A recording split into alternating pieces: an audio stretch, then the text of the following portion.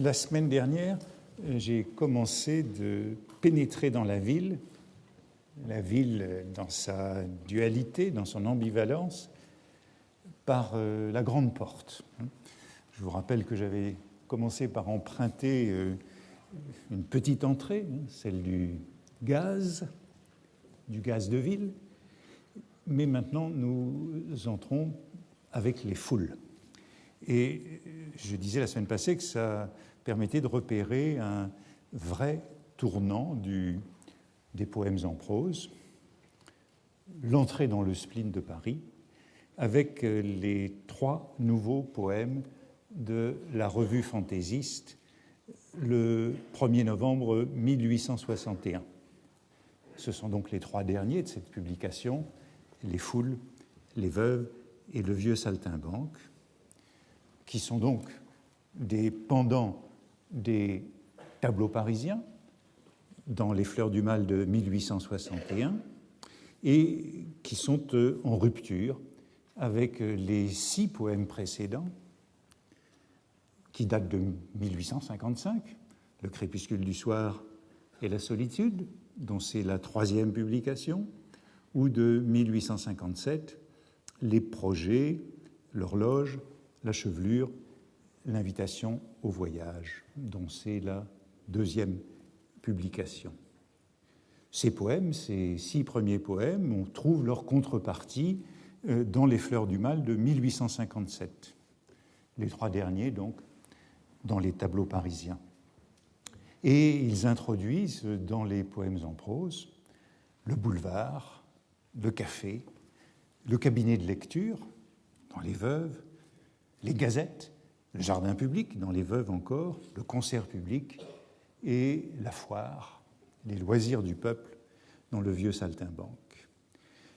Il n'y a rien de plus symptomatique de cette rupture, me semble-t-il, qui est consommée par ces 3 derniers poèmes, que la réécriture radicale des 2 poèmes les plus anciens à laquelle ils conduisent. Le Crépuscule du soir et La solitude, les 2 premiers, seront donc réécrits profondément à la suite de cette publication entre novembre 1861, donc dans la revue fantaisiste, et septembre 1862 sur les épreuves de la presse. La semaine dernière, j'ai commenté l'apostrophe finale à la nuit dans les 3 derniers paragraphes de la nouvelle version du Crépuscule du soir. Et j'ai terminé en comparant ces 2 versions de la fin de La solitude. En haut, celle de 1855 à 1861, ici dans Fontainebleau, et en bas, celle de 1862 à 1864, ici dans la revue de Paris en 1864. Ce remaniement, d'un dernier paragraphe à l'autre, est à mes yeux exemplaire de ce tournant, de ce moment que je cherche à cerner, la version nouvelle, celle du bas, n'ayant plus que sarcasme pour le sublime de la nature que la première version, celle du haut, maintenait. Et il y a donc un véritablement profond changement. Baudelaire avait raison lorsqu'il écrivait à Houssaye, qui refusait la publication prétendument en raison des publications précédentes. Baudelaire avait raison de lui dire que plusieurs poèmes avaient été, je le cite, remaniés et même transformés. En 1855, le sublime naturel n'était pas proscrit, le parti pris urbain n'était pas radical, même si dans Fontainebleau, cet hommage à Deneucourt, les 2 crépuscules en vers, Le soir et le matin, et les 2 premiers poèmes en prose publiés par Baudelaire, Le Crépuscule du soir et La solitude, qui n'étaient pas annoncés, étaient précédés d'une lettre. C'est une lettre à Fernand Desnoyers, l'éditeur du volume, une lettre de la fin de 1853 ou du début de 1854, une lettre qui est bien connue, qui était provocante et qui exprimait de manière exagérée la haine de la nature. Cette lettre est célèbre, je vous en rappelle quand même les termes. Je crois qu'il est important de les rappeler pour bien comprendre cette rupture qui se passe avec l'entrée véritablement dans le Smith de Paris. Mon cher Desnoyers, vous me demandez des vers pour votre petit volume, des vers sur la nature, n'est-ce pas? Sur les bois, les grands chênes, la verdure, les insectes, le soleil sans doute. Mais vous savez bien que je suis incapable de m'attendrir sur les végétaux et que mon âme est rebelle à cette singulière, toujours cet adjectif baudelairien, religion nouvelle, qui aura toujours, ce me semble, pour tout être spirituel, je ne sais quoi de shocking. Je ne croirai jamais que l'âme des dieux habite dans les plantes, c'est une déclaration de Victor de Laprade, et quand même elle y habiterait, je m'en soucierai médiocrement et considérerai la mienne comme d'un bien plus haut prix que celle des légumes sanctifiés. J'ai même toujours pensé qu'il y avait dans la nature florissante et rajeunie quelque chose d'affligeant, de dur, de cruel, un je ne sais quoi qui frise l'impudence. Dans l'impossibilité de vous satisfaire complètement suivant les termes stricts du programme, je vous envoie 2 morceaux poétiques, c'est-à-dire les 2 crépuscules, en vers, le soir et le matin, et il ne dit donc, vous le voyez, rien des 2 poèmes en prose, qui représente à peu près la somme des rêveries dont je suis assailli aux heures crépusculaires. Dans le fond des bois, enfermés sous ces voûtes semblables à celles des sacristies et des cathédrales, je pense à nos étonnantes villes, et la prodigieuse musique qui roule sur les sommets me semble la traduction des lamentations humaines. Baudelaire refuse donc toute émotion, tout pathos de la nature, pour lui en tout cas, et devant un paysage sublime, au lieu de s'élever à l'infini, le poète est reconduit au rire amer de la foule urbaine que nous avions vu les semaines précédentes. Dans la forêt, et vous voyez qu'on est très loin des forêts de symboles de correspondance, et c'est pourquoi Claude Pichois avance que cette lettre, je le cite, n'exprime pas les sentiments profonds de Baudelaire, mais plutôt un agacement, une provocation contre la religion nouvelle de la nature. En tout cas, dans la forêt, le poète pense à la ville, à ce qu'il dit, ce qu'il appelle nos étonnantes villes. Bon, c'est déjà les villes énormes que nous avions observées dans les semaines précédentes. Et étonnante, ne l'oublions pas, c'est synonyme de bizarre dans cette théorie esthétique de l'étonnement qui est celle de Baudelaire.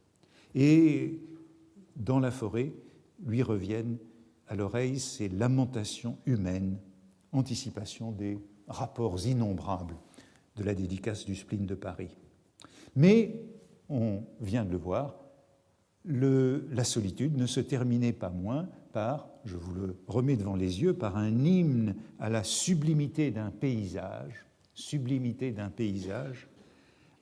contemplé par un solitaire, à la manière de Rousseau et du premier romantisme.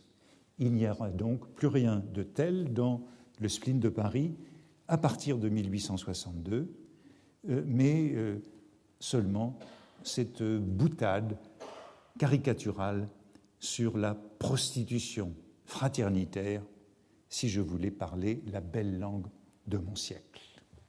Comme on le sait, ailleurs dans le spleen de Paris, on trouve des variations contre cette émotion devant la nature. L'une des plus connues, c'est celle qui commence le gâteau que voici dans la publication de la presse, le 24 septembre 1862, en tête du 3e feuilleton, juste après le vieux saltimbanque. Et Baudelaire s'en prend ici de front à la sublimité du paysage de la montagne, dans une parodie du lyrisme romantique et le reniement d'un voyage de jeunesse qu'il avait fait en compagnie de son beau-père dans les Pyrénées en 1838. Je cite le début. « Je voyageais. Le paysage au milieu duquel j'étais placé était d'une grandeur et d'une noblesse irrésistibles. Il en passa sans doute en ce moment quelque chose dans mon âme. Mes pensées voltigeaient avec une légèreté égale à celle de l'atmosphère. » Et je reprends en bas, dernière ligne en bas de la colonne de gauche. « Bref, je me sentais grâce à l'enthousiasmante beauté dont j'étais environné, en parfaite paix avec moi-même et avec l'univers. Je crois même que dans ma parfaite béatitude, enthousiasmante beauté, parfaite béatitude, c'est l'extase, et dans mon total oubli de tout le mal terrestre, j'en étais venu à ne plus trouver si ridicules les journaux qui prétendent que l'homme est né bon. En extase devant la nature, le poète est donc même prêt à excuser, voire à reprendre à son compte la belle langue de son siècle, comme il disait dans La Solitude, à suivre les gazetiers philanthropes, comme il disait encore dans La Solitude, ces journalistes du quotidien Le Siècle. Mais dans le gâteau, l'extase poétique est aussitôt interrompue par l'irruption d'un, puis de deux petits garnements qui se battent pour une miche de pain dont le poète leur a fait la charité et qui veulent leur part du gâteau. Ce spectacle m'avait embrumé le paysage. Et on pourrait de nouveau réfléchir à cette brume si présente que j'évoquais les semaines précédentes.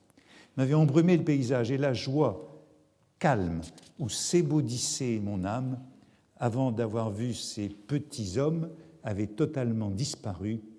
J'en restais triste assez longtemps, me répétant sans cesse « Il y a donc un pays superbe où le pain s'appelle du gâteau, friandise si rare qu'elle suffit pour engendrer une guerre parfaitement fratricide. » La sublimité du paysage ne résiste donc pas à la réalité de la société humaine. La fraternité, ce qui était appelé dans la première version de La Solitude les agapes fraternelles, s'inverse instantanément en une guerre parfaitement fratricide. Comme si cette guerre fratricide était la vérité destructrice de l'homme, celle du péché originel, d'Abel et de Caïn, modèle de cette fraternité fratricide. C'est un exemple de la totale répudiation de la nature chez le dernier Baudelaire, faisant de la perpétuation de la violence le principe de l'existence et refusant tout idéalisme politique ou moral jugé sans prise sur la réalité de l'histoire et de la société.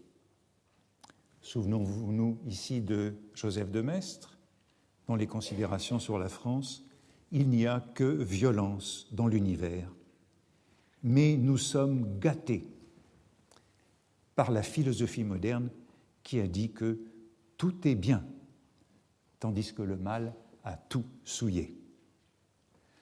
Il n'empêche, et c'est cette ambivalence que j'évoque à propos de chacun de ces objets modernes, il n'empêche que même le chaos et l'immensité urbains, souvenez-vous de la phrase des notes diverses sur l'art philosophique que je citais la semaine passée, le vertige senti dans les grandes villes est analogue au vertige éprouvé au sein de la nature, délice du chaos et de l'immensité. Il n'empêche donc que l'horreur urbaine peut être rachetée, métamorphosée, rendue belle. Par exemple, dans Peintre et aquafortiste, article de 1862, Baudelaire loue ainsi des gravures, The Thames Set, série de 16 gravures d'un nouvel artiste. Tout récemment, un jeune artiste américain, M. Whistler, exposé à la galerie Martinet, toujours cette galerie Martinet qui est au plein cœur du boulevard des Italiens, une série d'eau-fortes, subtiles éveillé comme l'improvisation et l'inspiration, représentant les bords de la Tamise, merveilleux fouillis d'agrès, de vergues, de cordages, chaos de brume, toujours ce chaos, de fourneaux et de fumées tire-bouchonnées, poésie profonde et compliquée d'une vaste capitale. Baudelaire a déjà écrit la même phrase dans un premier article, L'eau forte est à la mode.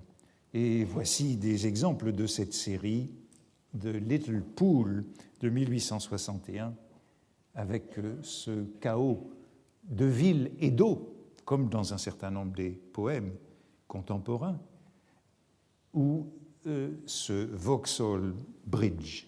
Il y a donc une poésie à extraire du chaos urbain, traité de fouillis, chaos de brume, une poésie profonde et compliquée, à la manière, disais-je, de Rêve parisien, dédié justement à Constantin Guis. Donc, la ville est bien à la fois mauvaise et bonne, et elle contient cette beauté. C'est aussi le cas dans Les Foules. Les Foules, qui est donc ce poème en prose, paru pour la première fois en novembre 1861, où certains voient un art poétique des petits poèmes en prose, une sorte de manifeste. On peut dire que chacun trouve dans un poème en prose l'art poétique qui correspond à sa vision du recueil. On pourrait dire plus exactement que pour tout poème en prose, il y a quelqu'un qui y voit l'art poétique du recueil. Pour moi, en tout cas, il est significatif que, au moment de ce tournant que je caractérisais, ou de cette chute dans le spleen de Paris, entre 1861 et 1862, le premier poème, ce soit Les Foules. Le voici dans la revue fantaisiste. C'est un rare, probablement unique texte dans le spleen de Paris, sans intrigue, ni anecdote, ni personnage, ni première personne. La première personne en est totalement absente. C'est donc un essai, au fond comme la solitude. Et il y a bien une paire entre la solitude et les foules, ce qui permet sans doute de comprendre que, après les foules, la solitude ait été si profondément remaniée. C'est donc un cas unique d'essai, mais la solitude était un essai à la première personne. Je crois que le seul poème que je trouve sans première personne dans le spleen de Paris, c'est Le Port, qui nous renvoie peut-être à ces images de Whistler également. C'est donc un essai comme une introduction philosophique aux veuves et aux vieux saltimbanques qui suivent dans la revue fantaisiste et qui le suivront encore dans la presse. Le titre est au pluriel, Les Foules. Non pas la foule, mais les foules. Les foules, c'est un mot fréquent de Victor Hugo dans Les Contemplations ou dans Les Misérables. Mais aussi et surtout, c'est le mot de l'homme des foules, la traduction de The Man of the Crowd, la nouvelle d'Edgar Poe, qui a été publiée par Baudelaire en 1855 dans Le Pays, mais qui, 2 ans plus tôt, avait déjà été proposée en 1853 sous ce titre, L'homme des foules. C'est donc un titre ancien de Baudelaire et qui est ainsi commenté, longtemps après, dans Le Peintre de la vie moderne. Vous souvenez-vous d'un tableau? En vérité, c'est un tableau. Voici Le Peintre de la vie moderne dans Le Figaro en 1863. Vous souvenez-vous d'un tableau? En vérité, c'est un tableau. Nous renvoyons à ce Whistler, à cette image, écrit par la plus puissante plume de cette époque et qui a pour titre L'homme des foules. Derrière la vitre d'un café, un convalescent contemplant la foule avec jouissance. Je reviendrai sur la jouissance et la foule à propos du poème en prose Les Foules, se mêle par la pensée à toutes les pensées qui s'agitent autour de lui. Revenu récemment des ombres de la mort, il aspire avec délice, et aussi les délices, tous les germes et tous les effluves de la vie. Comme il a été sur le point de tout oublier, il se souvient et veut avec ardeur se souvenir de tout. Finalement, il se précipite à travers cette foule à la recherche d'un inconnu dont la physionomie entrevue l'a en un clin d'œil fasciné. La curiosité est devenue une passion fatale, irrésistible. Le conte des nouvelles histoires extraordinaires, traduites par Baudelaire, porte donc sur la jouissance de la foule, et il est bien connu. Au café, le narrateur d'Edgar Poe interrompt la lecture de son journal. Il y a le journal aussi dans cette scène. Il y a le journal, il y a le café et il y a la foule. Tous ces éléments qui nous ont intéressés jusqu'ici. With a cigar in my mouth and a newspaper in my lap, I had been amusing myself for the greater part of the afternoon, now in poring over advertisements, now in observing the promiscuous company, Baudelaire traduira la société mêlée, in the room, and now in peering through the smoky panes into the street. L'homme des foules est donc en train d'observer les passants, ce qu'il appelle, à travers la vitre du café, ce tumultueux océan de têtes humaines me remplissait d'une délicieuse émotion toute nouvelle. En anglais, Poe écrivait « The tumultuous sea of human heads filled me, therefore, with a delicious novelty of emotion ». Il y a donc déjà cette union, en quelque sorte magique ou mystique, entre l'homme et la foule. Puis, ce narrateur de Poe identifie un individu, un homme dans la foule. Cette foule qui est à la fois un tout et qui est faite d'individus, comme la fourmilière. Il le suit toute une nuit avant d'abandonner cet avatar du juif errant et ce modèle des 7 vieillards. Ce vieux homme, ce sont les derniers mots du conte, me dis-je à la longue, est le type et le génie du crime profond. Il refuse d'être seul, il est l'homme des foules. The old man, en anglais, I said at length, is the type and the genius of deep crime. He refuses to be alone. He is the man of the crowd. Le pluriel choisi par Baudelaire, voici le poème dans la presse cette fois, le pluriel, dans le quotidien à grand tirage, le pluriel choisi par Baudelaire pour traduire crowd représente une décision forte, capitale. Il me semble que traduisant au pluriel, cela fait du titre un concept théorique, une notion sociologique avant la lettre. Non pas la foule, mais les foules. L'homme des foules est d'emblée un concept bien plus que the man of the crowd. Un être collectif, un fait social, historique, civilisationnel, bien avant la psychologie des foules de Gustave Le Bon à la fin du siècle. Dans le poème en prose, le mot figurera ensuite au singulier. Voici le premier paragraphe. Il n'est pas donné à chacun de prendre un bain de multitude. Jouir de la foule est un art, et celui-là seul peut faire, aux dépens du genre humain, une ribote de vitalité à qui une fée a insufflé dans son berceau le goût du travestissement et du masque, la haine du domicile et la passion du voyage. 3 expressions provocantes dans cet incipit. Bain de multitude, jouir de la foule et ribote de vitalité. Premièrement, ce bain de multitude, expression, on le sait, qui avait déplu à Sainte-Beuve.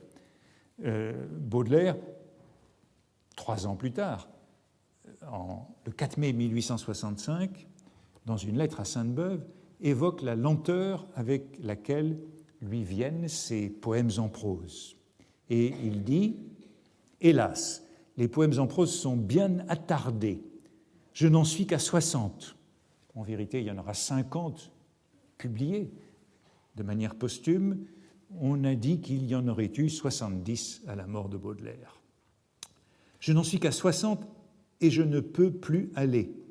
J'ai besoin de ce fameux bain de multitude dont l'incorrection vous avait justement choqué. » Pourquoi fameux? Peut-être parce qu'il vous avait choqué. On peut aussi s'intéresser à ce verbe, avec ce choc qu'il contient. Et justement choqué, parce que telle était bien l'intention de Baudelaire, que ce bain de multitude choque le lecteur. Arrêtons-nous un instant sur cette expression, qui est bien sûr une autre forme de l'analogie entre la mer et la foule. The tumultuous sea of the crowd, comme disait Edgar Poe, c'est encore un indice de cette liquéfaction de la foule. Sainte-Beuve jugeait l'expression incorrecte, sans doute parce que le sens figuré de ce mot « bain » était tout à fait rare au XIXe siècle. Selon le grand dictionnaire universel, le Larousse du XIXe siècle, figurait sous le mot bain, figurait, au sens figuré, contact moral, impression générale dans laquelle l'âme se trouve comme plongée. Et le Larousse du XIXe siècle citait comme exemple, 3 exemples, bain de délices, Mercier, bain de misère, La Châtre, économiste, et bain de sang, Balzac. L'usage du mot est en général concret, comme dans bain de mer, qui est le modèle, bain de pied ou bain de siège. Il y a donc dans ce bain de multitude une exagération, un grossissement, quelque chose de caricatural. Mais ce déplacement, ce que Baudelaire appelle l'incorrection, cet emploi figuré est aussi fréquent et cher à Baudelaire. Voyez La Chambre double, autre poème en prose. L'âme y prend un bain de paresse, aromatisé par le regret et le désir. Peut-être ce bain de paresse est-il calqué sur la seule expression figurée qui fut un peu répandue à l'époque, le bain de jeunesse, modernisation de la fontaine de jouvence. Je trouve par exemple dans les scènes de la vie de jeunesse de Murger, je crois que je les ai déjà citées pour d'autres emplois de Baudelaire, « Ah, bon vin de mon pays », s'écrie un personnage, « tu as baptisé mon premier amour, et quand tu coules dans ma poitrine, il me semble que mon cœur prend un bain de jeunesse. Bon vin de mon pays. » Bain de jeunesse, mais aussi bain de ténèbres. Dans le poème en prose déjà cité, à 1h du matin, « Enfin, il m'est donc permis de me délasser dans un bain de ténèbres. » Et dans « Anywhere out of the world », là, nous pourrons prendre de longs bains de ténèbres près du pôle. Ce bain-là, bain de ténèbres, eh bien, c'est l'un des rares bains figurés qui soit attesté à l'époque de Baudelaire, et justement chez Alphonse Toussenel, dans Le monde des oiseaux, livre que Baudelaire connaît, à propos de la description d'un crépuscule du matin. Et voici ce que Toussenel écrit pour décrire ce qu'il appelle cette heure matinale, crépuscule du matin, où la brume, fille des nuits d'octobre, défend avec succès l'héritage maternel contre les clartés de l'aurore, submerge l'horizon dans un bain de ténèbres. Bon, c'est un livre que Baudelaire connaît, qu'il évoque dans une lettre à Thusnel, le tome 2, à propos de l'analogie universelle contre le progrès indéfini. Il y a donc en vérité beaucoup de bains figurés dans le spleen de Paris, 4 en tout, mais les 3 autres, de paresse ou de ténèbres, se situent au plus loin de la foule, au contraire de la foule, comme un refuge contre la foule, dans la solitude de la chambre, dans la solitude de la nuit ou dans celle de l'extrémité du monde près du pôle. Au demeurant, pour comprendre ce bain de multitude baudelairien et le jugement de Sainte-Beuve, la réserve de Sainte-Beuve, l'expression bain de foule, aujourd'hui très banale, semble une fausse piste, car cette expression n'est nullement attestée à l'époque de Baudelaire et elle est bien postérieure.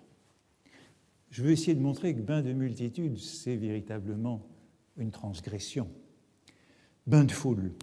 Selon les petites recherches que j'ai faites, je le trouve pour la première fois, l'usage, chez Émile Hennequin, critique très intéressant de la fin du siècle, mort prématurément en 1888, et c'est dans un recueil posthume intitulé « Écrivain francisé » en 1889 à propos de Dickens.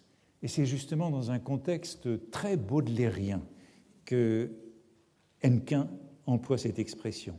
C'est donc de Dickens qu'il parle, mais exactement comme Edgar Poe, à Londres. Chose plus étrange encore, dit-il, cet écrivain, donc Dickens, qui a passé son enfance à rôder par les rues de Londres et qui, dans son âge mûr, avant de se mettre à une de ses œuvres, éprouvait le besoin de parcourir la ville, de prendre un bain de foule, donne de cette désolante et monumentale métropole une image qu'Hennequin juge déformée et grotesque. Or, Hennequin, qui emploie, à mon sens, le premier, cette expression de bain de foule, eh bien, c'est le traducteur des contes grotesques de Poe. C'est celui qui a continué les traductions de Baudelaire.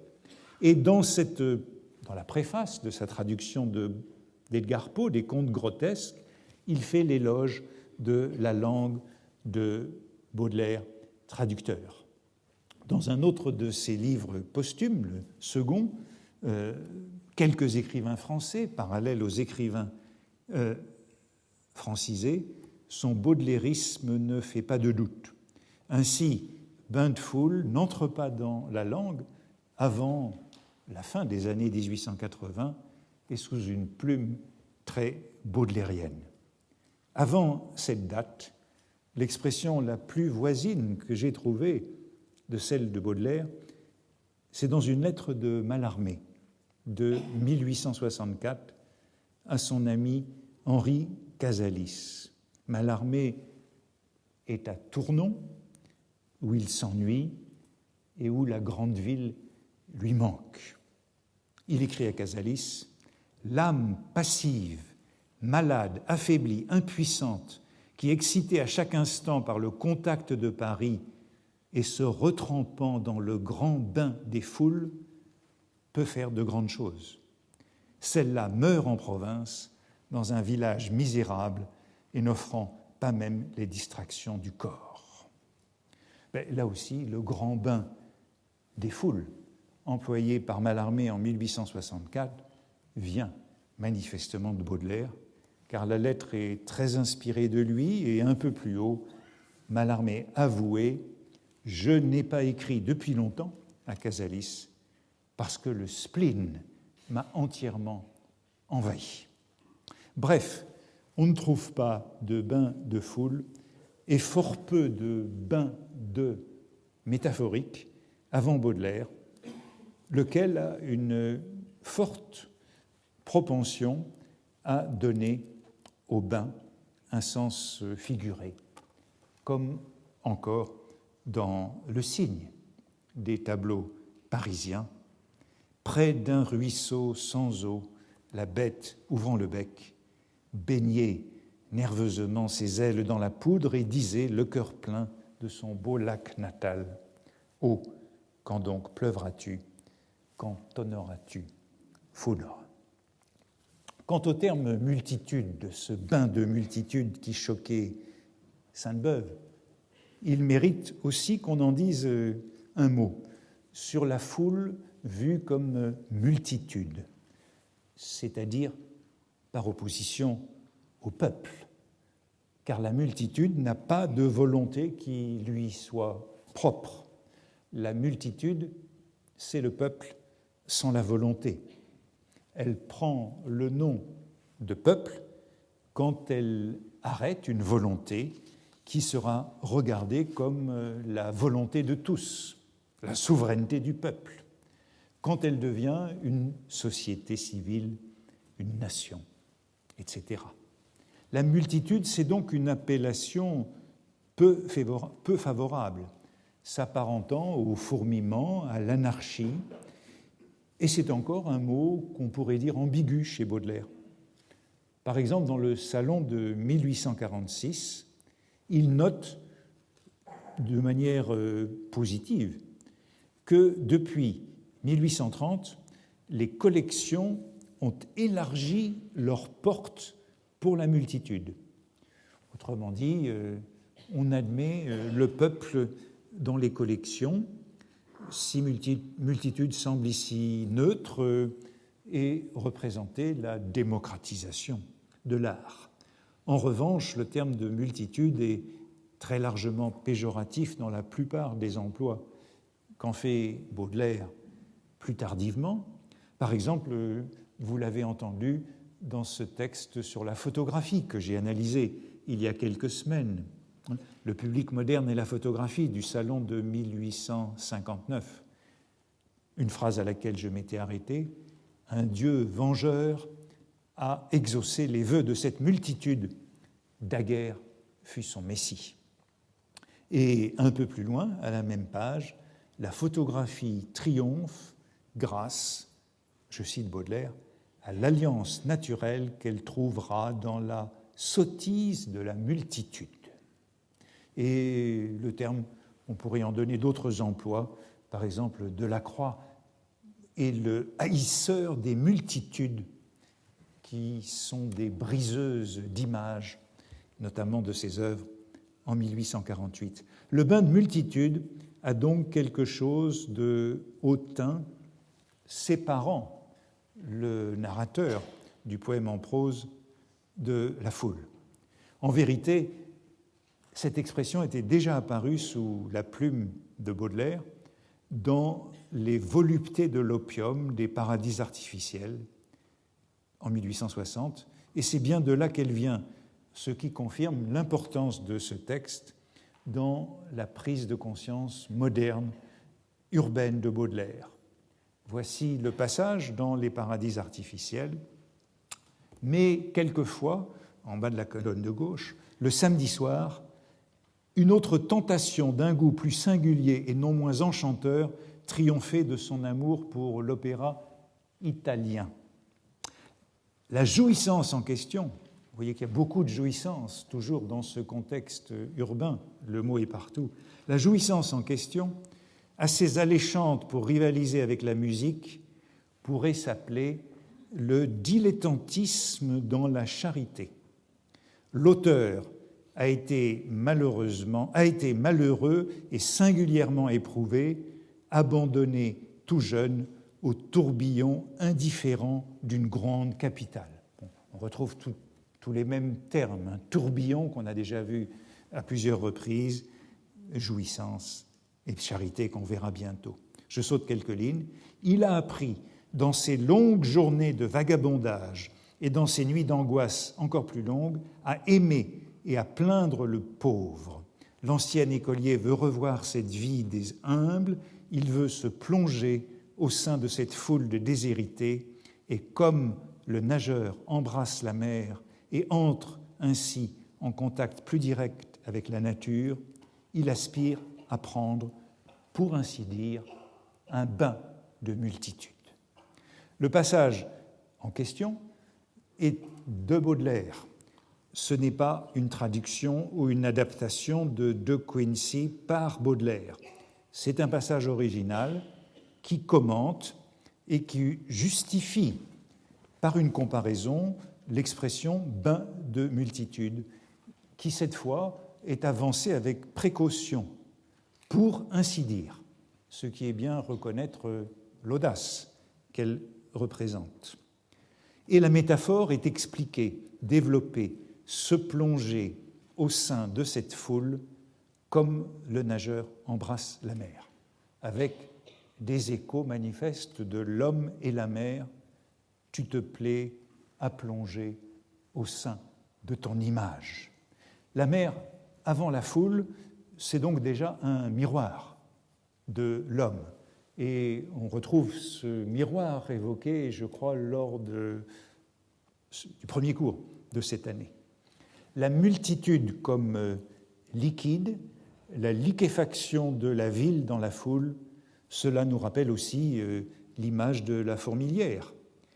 Par exemple, dans ces vers des 7 vieillards dont T.S. Eliot, nous rappelait Jackson, faisait le noyau de la modernité de Baudelaire, fourmillante cité, cité pleine de rêves, où le spectre, en plein jour, raccroche le passant. Seconde expression choquante dans cette incipit des foules, jouir de la foule, a pu aussi faire tiquer Sainte-Beuve.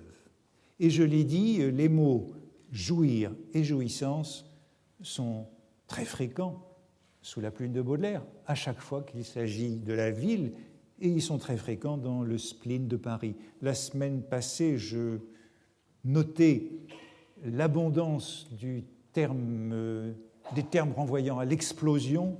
Au fond, explosion et jouissance sont les termes parmi les plus abondants de ce recueil. Comme dans le Mauvais Vitrier, qu'importe l'éternité de la damnation, à qui a trouvé dans une seconde l'infini de la jouissance. C'est un mot de Baudelaire. Par exemple, sur cet étonnement qui est son concept esthétique, l'étonnement est une des grandes jouissances causées par l'art et la littérature. Ou encore dans Le peintre de la vie moderne, à propos de Guis dans la ville, le convalescent jouit au plus haut degré comme l'enfant de la faculté de s'intéresser vivement aux choses, même les plus triviales en apparence. Enfin, troisième expression choquante de ces quelques lignes d'entrée dans les foules, la ribote de vitalité. Un autre de ces mots décalés ou discordants, il y a 3 chocs répétés dès ces premières lignes, ribote, mot vieilli ou populaire pour une beuverie ou une ivresse, une débauche ou une orgie. On retrouvera les termes vont revenir, ivresse et orgie de la foule. Ribote de vitalité désigne cette énergie du narrateur, par exemple encore dans Le Mauvais Vitrier ou dans Le Vieux Saltimbanque, je crois que je citais justement l'expression la semaine passée, partout l'explosion frénétique de la vitalité. Et ribote, c'est aussi un terme que Baudelaire aime bien. Dans L'œuvre et la vie de Delacroix, en 1863, le contexte est voisin, puisque c'est les rapports de Delacroix et de la foule. Delacroix qui est un homme de la Tour d'Ivoire, qui se retire de la foule, et Baudelaire dit que Delacroix se livre à de véritables ribotes de travail. Véritable, pour bien désigner qu'il s'agit d'une métaphore. Véritable ribote de travail dans la solitude de sa Tour d'Ivoire, pour cet homme qui aurait pu avoir pour devise odi profanum vulgus. Puis, deuxième paragraphe des foules, multitude, solitude, termes égaux et convertibles par le poète actif et fécond. Qui ne sait pas peupler sa solitude, ne sait pas non plus être seul dans une foule affairée. De nouveau, je dis c'est un essai, pas de première personne, des aphorismes, dans une sorte de chiasme ou de renversement qui nous renvoie à cette notion centrale de réversibilité. Le poète sait être seul dans la foule et préserver son identité parce qu'il sait être nombreux dans la solitude, par l'imagination. Ce qui fait la solitude, comme la multitude, peut être à la fois volupté et torture. Multitude et solitude étaient déjà des termes convertibles ou réversibles depuis longtemps. Par exemple, dans le poème « Que diras-tu ce soir, pauvre âme solitaire » qui est le poème 42 des Fleurs du Mal, que ce soit dans la nuit et dans la solitude, que ce soit dans la rue et dans la multitude, son fantôme dans l'air danse comme un flambeau. Quand Baudelaire parle des ribottes de travail de Delacroix, immédiatement avant ou après, je ne sais plus, cette remarque appelle la même opposition entre solitude et multitude, cette fois d'après une citation d'Emerson. The one prudence in life is concentration, the one evil is dissipation. Bon, cela nous renvoie évidemment à un thème qui est récurrent dans les journaux intimes. Au premier feuillet des fusées, le jeu de la concentration productive et de la déperdition. Au premier feuillet de Mon cœur mis à nu, celui de la vaporisation et de la centralisation du moi. Derrière cette réversibilité de la solitude et de la multitude, ou encore de la rue et de la nuit, tous les termes peuvent s'échanger, de la solitude peuplée et de la multitude solitaire, comme une sorte de sous-texte, il y a un mot qui émerge, puisque tout cela revient dans le peintre de la vie moderne, à propos de Constantin Guis, qui est décrit comme l'homme des foules. Ainsi, il va, il court, il cherche. Que cherche-t-il ?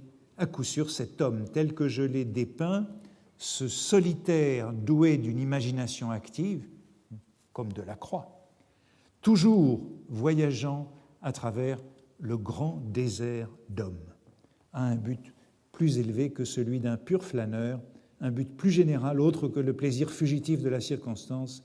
Il cherche ce quelque chose qu'on nous permettra d'appeler la modernité. Comme on sait, cette superbe expression de grand désert d'hommes, qui est la définition même de cette réversibilité entre solitude et multitude, qui condense les deux termes, eh bien, elle est empruntée à Chateaubriand, qui disait dans René, à son retour en France, retour d'Amérique, « Inconnu, je me mêlais à la foule, vaste désert d'hommes. » La foule en imposition, vaste désert d'hommes. La foule de Paris, par Chateaubriand, au tout début du XIXe siècle, est déjà perçue comme cet espace de solitude et de multitude. Et on voit cette équivalence des termes ville, mer, désert. Bain de multitude, jouissance de la foule, ribote de vitalité. Baudelaire insiste sur la dimension charnelle de ce rapport du solitaire et de la foule, sur l'ivresse de cette plongée dans la foule. Et voici les 3e et 4e paragraphes du poème. Le poète jouit de cet incomparable privilège qu'il peut, à sa guise, être lui-même et autrui. Comme ces âmes errantes qui cherchent un corps, il entre, quand il veut, dans le personnage de chacun. Et puis, au 4e paragraphe, le promeneur solitaire et pensif tire une singulière ivresse de cette universelle communion. Celui-là qui épouse facilement la foule connaît des jouissances fiévreuses. On est là au cœur de cette expérience moderne de la foule. Et on passe d'un certain nombre de termes profanes, l'ivresse, la jouissance, la fièvre, à des termes sacrés, comme celui d'universelle communion. En passant, il faut aussi remarquer l'allusion à Rousseau dans Le promeneur solitaire et pensif, et se rappeler que précisément le jour de Noël 1861, Baudelaire écrivait à Housset que l'un des titres possibles de son recueil serait « Le promeneur solitaire » ou « Le rôdeur parisien ». Et je crois que j'ai commenté ce rôdeur parisien il y a quelques semaines, comment renverser le promeneur solitaire rousseauiste en rôdeur parisien, avec les connotations malignes de ce rôdeur. On passe donc avec cette universelle communion du côté d'une expérience religieuse, d'une expérience sacrée. On trouverait de nombreux échos de cette expérience dans Fusée. Je ne sais plus si j'ai déjà cité ce fragment. Ivresse religieuse des grandes villes. Panthéisme. Moi, c'est tous, tous, c'est moi. Tourbillon. Et on a le même passage de l'ivresse à la religion. Moi, c'est tous, tous, c'est moi. C'est la réversibilité de la multitude et de la solitude. Et puis ce tourbillon, c'est un mot qu'on a vu apparaître chez De Quincey et qui nous renvoie à ce contexte marin. Dans le tourbillon de la multitude a lieu une sorte d'union mystique entre l'un et le multiple, une substitution de l'un et du multiple dans laquelle Joseph de Maistre voyait le noyau de la théologie primitive, la prisca theologia, dégradée dans les sacrifices du paganisme et retrouvée dans la révélation chrétienne. Pour Joseph de Maistre, il y a une religion primitive, un noyau de toutes les religions, qui est cette union de l'un et du multiple. Dans la communion de l'individu avec la foule, et on retrouve quelque chose qu'on avait noté à propos de la photographie, on retrouve cette sorte de fin du monothéisme dans la modernité et l'avènement d'une nouvelle religion panthéiste. Comme la photographie, l'expérience de la foule métropolitaine a une portée métaphysique et théologique. Ou encore ce fragment de « Mon cœur mis à nu », ivresse d'humanité. Donc ce sentiment de la foule. Grand tableau à faire, dans le sens de la charité, dans sa dimension religieuse et sacrée, dans le sens du libertinage, dans le sens littéraire ou du comédien. Le comédien, c'est Fanchoul, dans une mort héroïque, transportant les foules. Et voici le 5e paragraphe des foules. Ce que les hommes nomment amour est bien petit, bien restreint et bien faible, comparé à cette ineffable orgie. Mais l'orgie, la ribote au sens de l'orgie, à cette ineffable orgie, à cette sainte prostitution de l'âme qui se donne tout entière, poésie et charité, à l'imprévu qui se montre, à l'inconnu qui passe. Vous voyez que de l'ineffable orgie, on passe à la sainte prostitution de l'âme. Comme au paragraphe précédent, on passait de l'ivresse et de la fièvre à l'universelle communion. Alors il faut un peu parler de cette sainte prostitution de l'âme. Dans le crépuscule du soir, poème déjà signalé à plusieurs reprises, la prostitution, vous vous en souvenez, s'allumait comme les becs de gaz à travers les lueurs que tourmente le vent. La prostitution s'allume dans les rues comme une fourmilière. Elle ouvre ses issues. On retrouve la fourmilière, une fois de plus, et derrière cette prostitution qui s'allume dans les rues, la représentation de la ville comme prostituée. Souvenez-vous de l'image que je citais, je crois, la dernière fois, dans le projet d'un épilogue pour l'édition de 1861. Je voulais m'enivrer de l'énorme catin dont le charme infernal me rajeunit sans cesse. L'énorme catin dont le charme infernal me rajeunit sans cesse. Ce qui nous renvoie à cette sorte de bain de jeunesse que j'évoquais il y a un moment. La Paris, la métropole, la capitale, c'est la grande prostituée satanique de l'Apocalypse de Jean.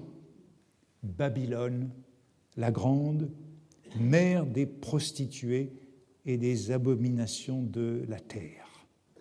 Souvenez-vous, elle est assise sur les eaux qui figurent les peuples, Babel. Je cite encore l'Apocalypse, « Les eaux que tu as vues, là où est assise la prostituée, représentent des peuples et des foules et des nations et des langues. » Paris, c'est donc Babylone, ou Babel, cette grande prostituée, avec de nouveau cette épithète énorme, l'énorme catin, hors norme et hors nombre. Et là aussi, on découvre que la ville moderne, c'est en somme la ville éternelle. C'est Babel, c'est Babylone. Mais ici, la prostitution devient sainte, mêlant poésie et charité en apposition. Elle se donne tout entière, poésie et charité. L'universelle communion du poète avec la foule, l'ivresse de la foule se fait sainte prostitution. L'individualité est submergée, l'égoïsme est sublimé dans l'altruisme, l'activité et la passivité se confondent dans une sorte d'échange imaginaire des identités. Comme lorsque Baudelaire dira dans Mon cœur mis à nu, il serait doux d'être alternativement victime et bourreau. Il y a bien d'autres échos que la grande prostituée de l'Apocalypse dans ce déplacement vers la sainte prostitution de l'âme.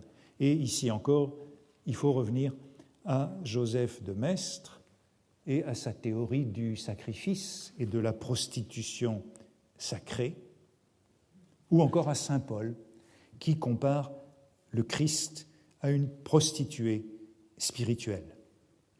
Dans La solitude, donc un ancien poème en prose, j'ai déjà cité à plusieurs reprises cette variante finale pour la presse est restée sur épreuve.